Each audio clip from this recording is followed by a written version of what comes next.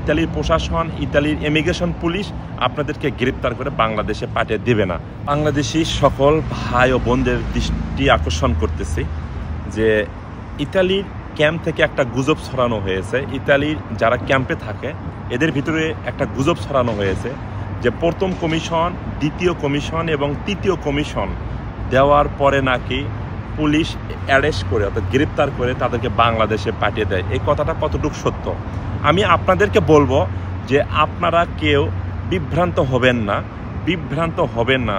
যেহেতু আমি ইতালির ক্যাম্পে আমি নিজেও এক সময় ছিলাম, এটা অনেক আগে, আজ থেকে 10 বছর আগে। তা আমি আপনাদেরকে বলি, আপনারা প্রথম কমিশনে যদি নেগেটিভ, দ্বিতীয় কমিশনে যদি নেগেটিভ, তৃতীয় কমিশনে যদি আপনাদের নেগেটিভ আসে, তা বাদেও কিন্তু আপনাদেরকে ইতালির গভর্নমেন্ট, ইতালির প্রশাসন, ইতালির ইমিগ্রেশন পুলিশ আপনাদেরকে গ্রেপ্তার করে বাংলাদেশে পাঠিয়ে দেবে না। এটা আপনারা নিশ্চিত থাকবেন। যদি কেউ বলে যে বাংলাদেশে পাঠিয়ে দেয়, তার একটা কারণ দেখাতে হবে। এখানে যারা বড় ধরনের অপরাধের সঙ্গে জড়িত থাকে, বিশেষ করে আপনি ক্যাম্পে আছেন, হয়তো 1 বছর, 2 বছর, 3 বছর, আপনি 3টা কমিশন দিয়েছেন, দেওয়ার পরে আপনার ডকুমেন্ট হয় না, চতুর্থবারের মতন আপনাকে তারা 6 মাসের ওয়ার্ক পারমিটের পেপার দিয়ে বলবি যে ঠিক আছে তুই বাইরে কাজ করে পরে আবার বাইরে থেকে কেস বা সিস্টেম করে দিবে আপনাকে। এটা কোনো নো টেনশন ডুকুর্তি, ঠিক আছে।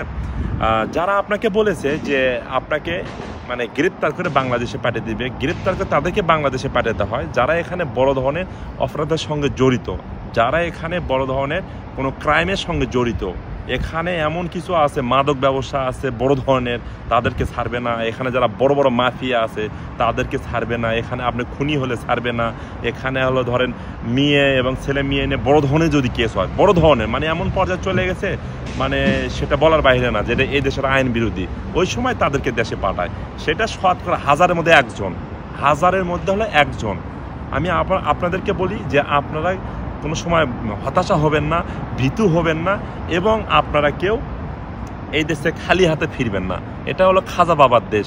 ইতালি একটা মানবিক দেশ, এটা আমি আপনাদেরকে বারবার বলি যে এই দেশ থেকে কোনো সময়ের জন্য এমন কোনো মানুষ নাই যে এই দেশে অবৈধভাবে থাকে। একদিন না একদিন এই দেশের মানুষ, অবৈধরা, বিদেশিরা বৈধ হয়ই, একদিন না একদিন। হয়তো কেউ 1 বছরের মধ্যে হয়ে যায়, কেউ হয়তো 5 বছর লাগে।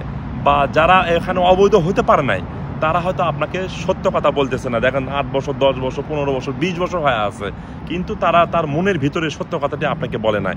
তার নিজের কারণে এখানে নিজে হয়তো সে বড় ধরনের অপরাধের সঙ্গে জড়িত ছিল, যার কারণে এখানে তার কাগজপাতি হয় নাই, বা এখানে ডকুমেন্ট হয় নাই, বা এই দেশে গ্রিন কার্ড হয় নাই। এটা নিয়ে আপনার ভয়ের কিছুই নাই, আপনার আমার ভয়ের কিছুই নাই। ইনশাল্লাহ আশা করি আপনারা সব ধরনের তথ্য পাওয়া গেলেন ইনশাল্লাহ। নেক্সট টাইমে আমার এই যে এখন ছন্দ নিয়ে ভিডিও বানাতেছি, এই ভিডিওগুলো আপনারা বেশি বেশি শেয়ার করবেন। আর ইতালিতে কিন্তু এখন একটু কড়া চলতেছে, যারা অবৈধভাবে আছেন, মানে পুলিশ প্রশাসন বড় বড় শহরে কিন্তু মানে চেকিং চলতেছে আর কি। আল্লাহ হাফেজ, বাই বাই।